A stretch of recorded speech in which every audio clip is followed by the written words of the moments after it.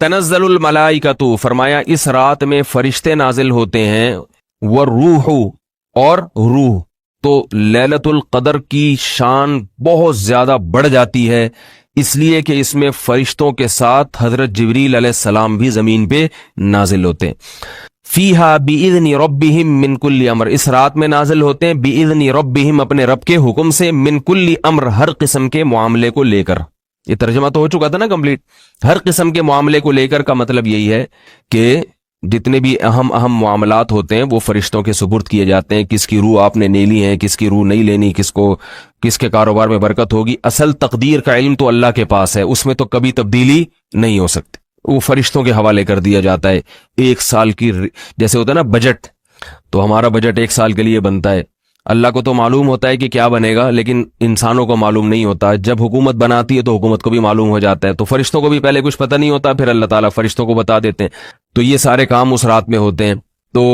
تو اس سے یہ بھی پتہ چلتا ہے کہ کسی مقدس شخصیت کا کسی مقام پہ جانا، اسٹے کرنا، یہ ان مقام والوں کے لیے برکت کا ذریعہ اور سبب ہے. یہ پتہ چلتا ہے کہ نہیں پتہ چلتا؟ تبھی اللہ اس رات کی فضیلت بتا رہے ہیں کہ انسانوں پر اللہ کی رحمت کے جبریل کو زمین پہ بھیجتے ہیں اور مقدس فرشتے بھی آتے ہیں زمین پر. تو اگر اللہ یہ نہ بتاتے تو کیا ہو جاتا؟ بھائی رات عبادت کی ہے، 1000 مہینوں کی عبادت سے زیادہ ثواب ملے گا، کافی ہے نا. لیکن اللہ بتا رہے ہیں بڑی بڑی شخصیات زمین پہ اترتی ہیں تو اس سے زمین میں اور برکتیں آتی ہیں.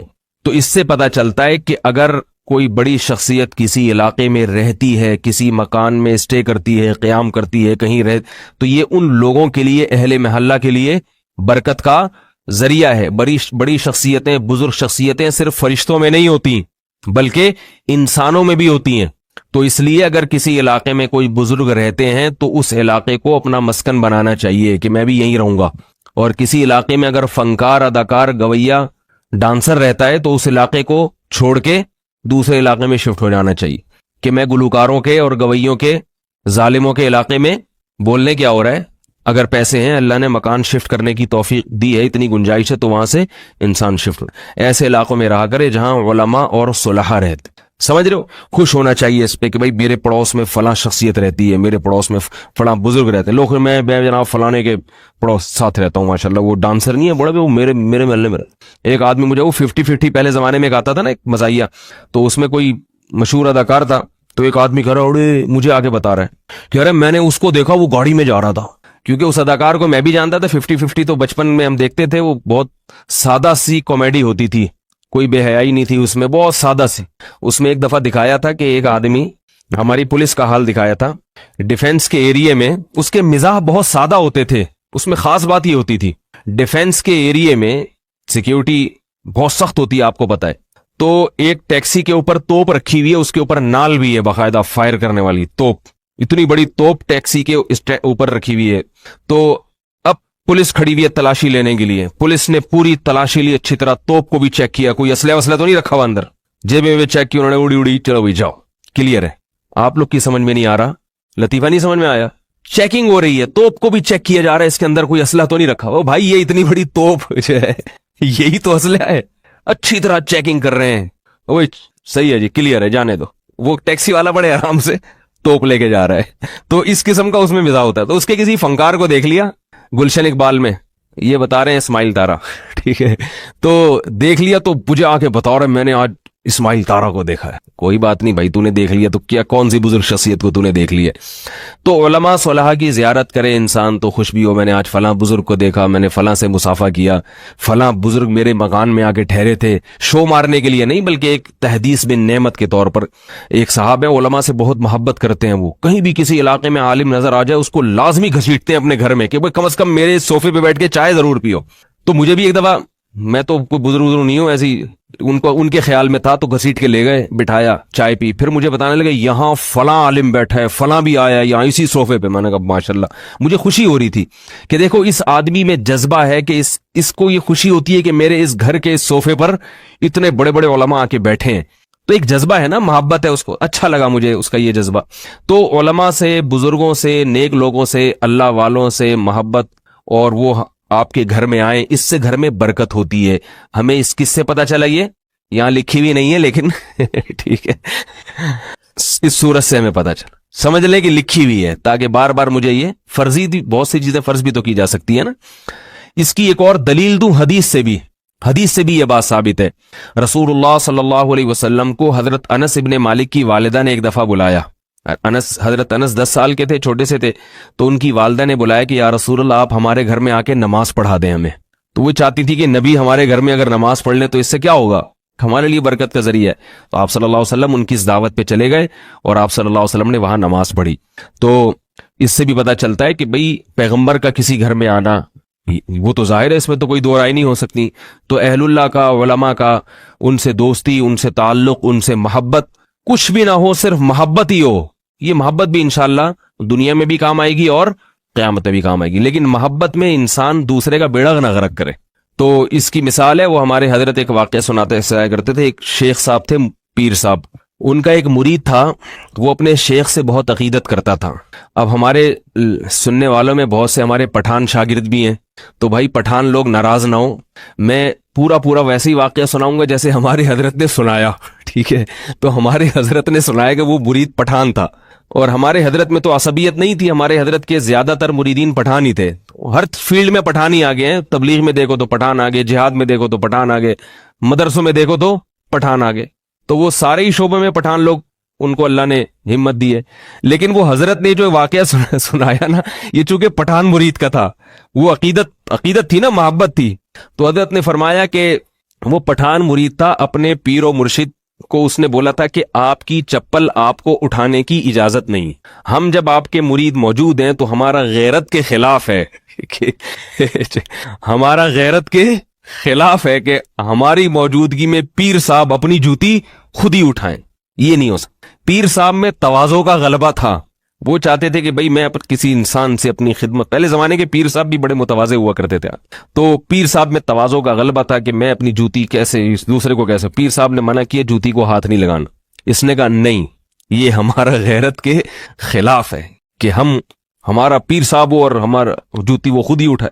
پیر صاحب نے 2-3 دفعہ منع کیا، پھر پیر صاحب نے خود ہی چپل اٹھا لی، اس نے چپل چھیننے کی کوشش کی، انہوں نے دی نہیں، اس نے مروڑا ان کا ہاتھ، صحیح، ہمارے حضرت اسی طرح یہ واقعہ سنایا کرتے تھے، تو اس نے مروڑا ان کا ہاتھ، وہ بیچاروں کی چیخیں نکل رہی ہیں، کوہنی اتر گئی، بازو اتر گیا، مگر اس نے کہا نہیں، یہ ہمارا غیرت کے خلاف ہے۔ ویسے غیرت ہونی ایسی چاہیے، ہے تو ایسے، عقیدت تو ایسی ہونی چاہیے اگر واقعتاً سامنے والا عقیدت کے قابل بھی ہے تو، ورنہ آج کل تو حساب کتاب عجیب سا ہو گیا۔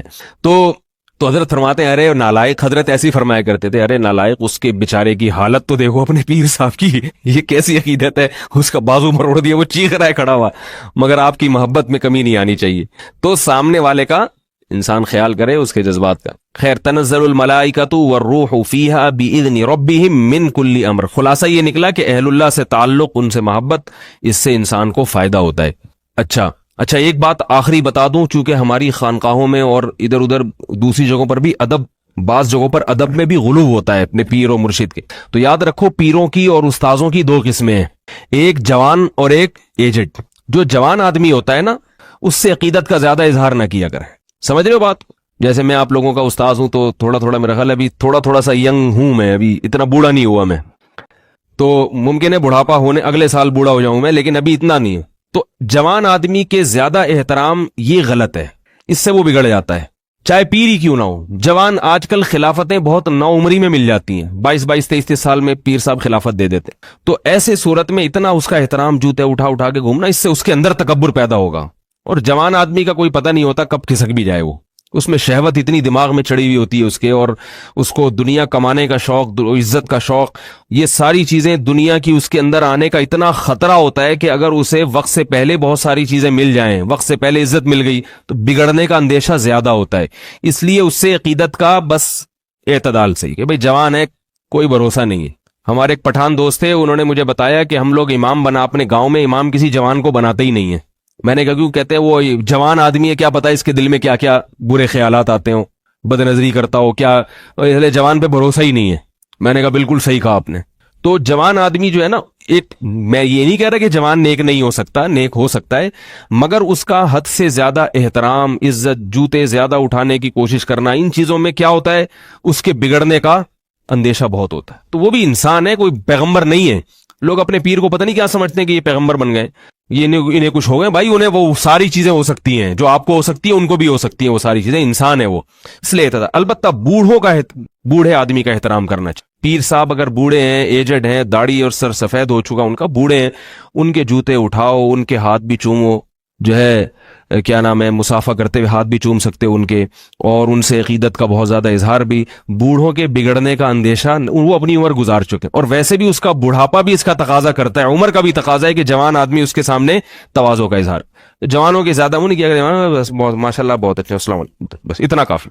میرے سامنے لوگ آتے ہیں آپ, میں نے کہا آرام سے رہنے دے, میں ایسے ہی ہوں جیسے تو ہے نا ویسے ہی ہوں میں, اس لیے ہلکا پھلکا ہی رہنا. میں اپنی بات نہیں کر رہا, سب کے ساتھ یہی کیا کرو. مجھے بہت برا لگتا ہے جب کسی جوان آدمی کا حد سے زیادہ احترام, بوڑھے جوتے اٹھا رہے ہوتے ہیں اپنے پیر صاحب.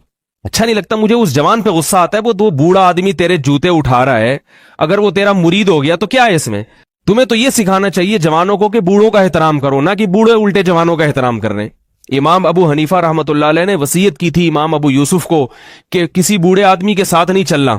کہا اگر تم پیچھے رہے, بوڑھا آگے نکلا تو تم بہت بڑے عالم ہو, علم کی توہین کا خطرہ ہے, اور اگر تم آگے چلے تو تم جوان ہو اور وہ بوڑھا, اس میں اس کے بڑھاپے کی توہین ہے. کیا مطلب؟ انہوں نے بتایا کہ عالم ہونے کے باوجود بھی بوڑھے کی توہین نہیں کرنی ہے, کیونکہ تم عالم تو ہو مگر تمہاری عمر کم ہے, اور اس کا بڑھاپا یہ تقاضا کرتا ہے کہ اس کا احترام کیا جائے. سمجھ رہے ہو؟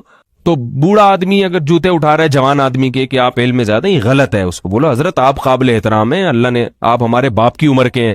باپ جو ہے وہ تو قابل احترام ہوتا ہے نا, بیٹا چاہے کتنا بھی آگے نکل جائے لیکن باپ سے تھوڑی آگے نکل سکتا ہے.